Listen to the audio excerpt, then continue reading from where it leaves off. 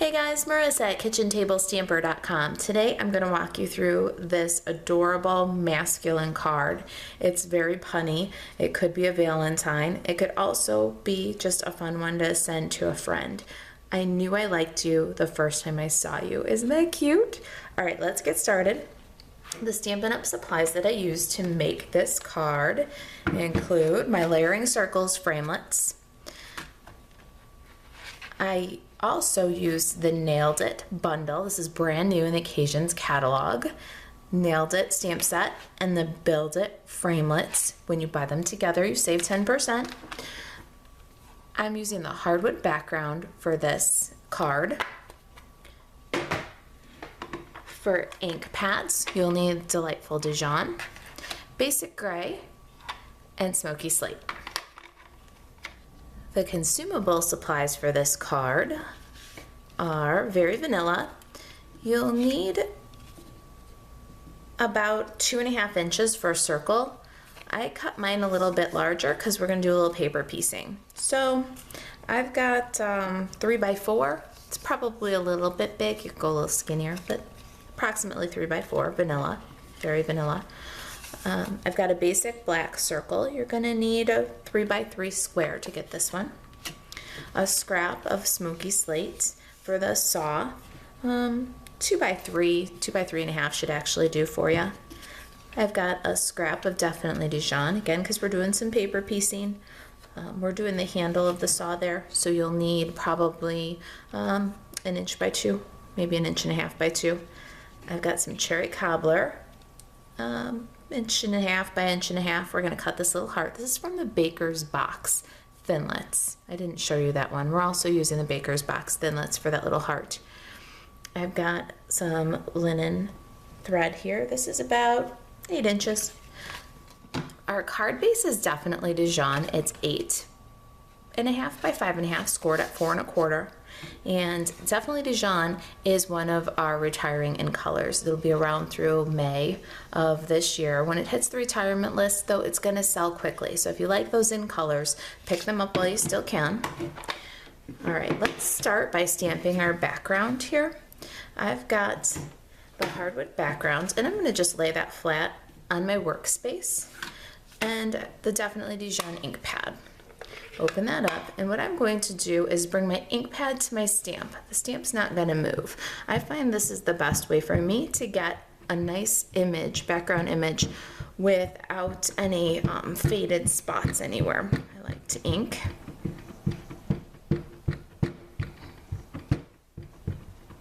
Once it's well inked, I like to lay my card face down on the background stamp.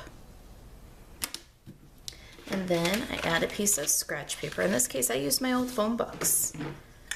A big acrylic block. And then press. Firm, even pressure. Make sure you walk all over that block. Give the ink time to transfer onto the card. Okay, let's see how we did.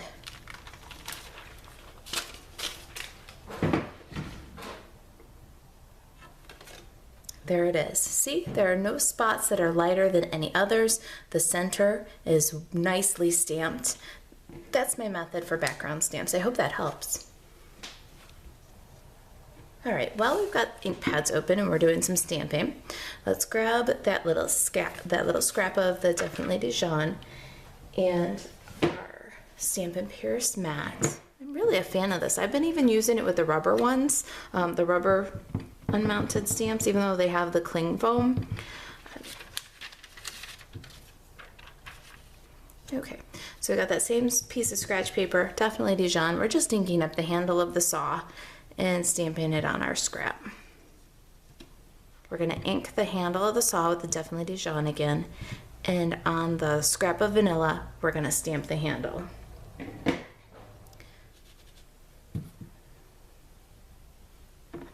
Okay, now we're switching to Smoky Slate, and we've got our cardstock scrap.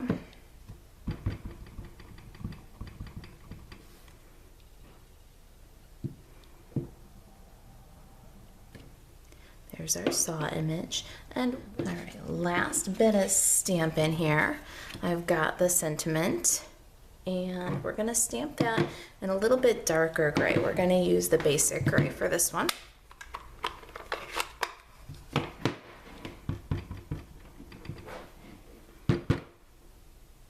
Make sure I stamp it right side up.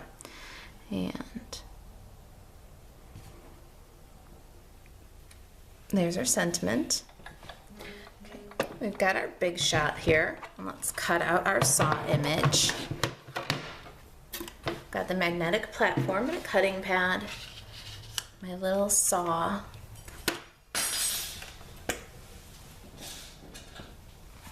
And the die. We'll line that guy up. Okay, I think we got it there.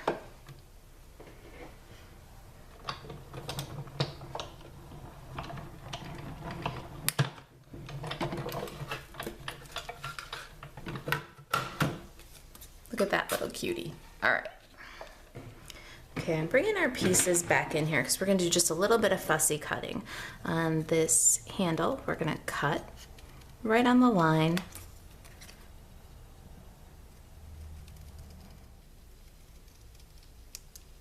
There we go. And then this vanilla piece right here, we're going to just cut out the very center of the handle. And again, cut on the Dijon line. Okay. To assemble our saw, we're going to take a little multi-purpose liquid glue and just trace around that opening. We're going to add the handle,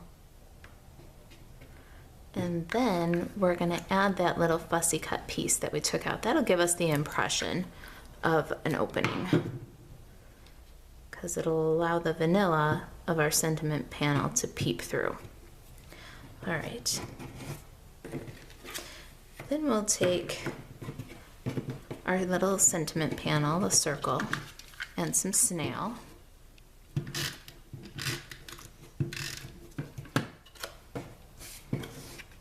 Center the vanilla on the basic black. Grab some dimensionals, put them on the back.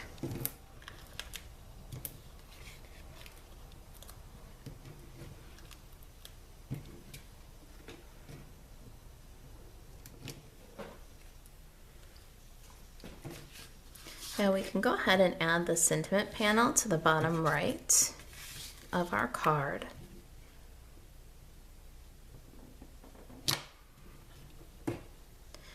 And then we need a 1/8 inch hole punch. We're going to take that little cherry cobbler heart that we used the baker's box die set to cut, and we're going to punch a hole just like so. Okay, so our hole is punched in the upper left of our heart. And then we're going to punch a hole in our little saw.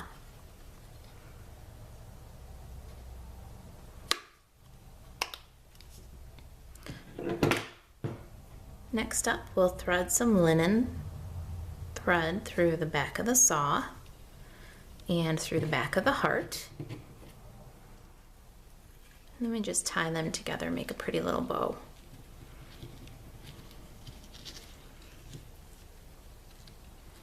Not too tight now, you want that heart to dangle just a little bit.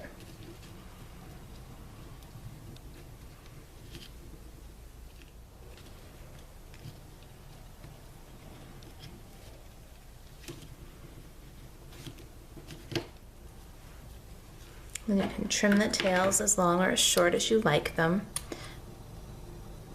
Thought they were a little short on my first card, so I made them just a bit longer. All right, add the saw with some dimensionals and we're all done.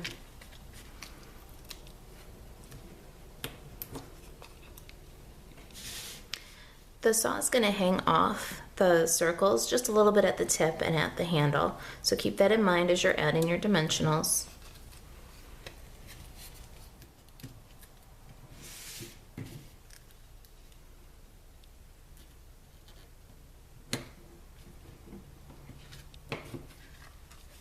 And there it is. I knew I liked you the first time I saw you.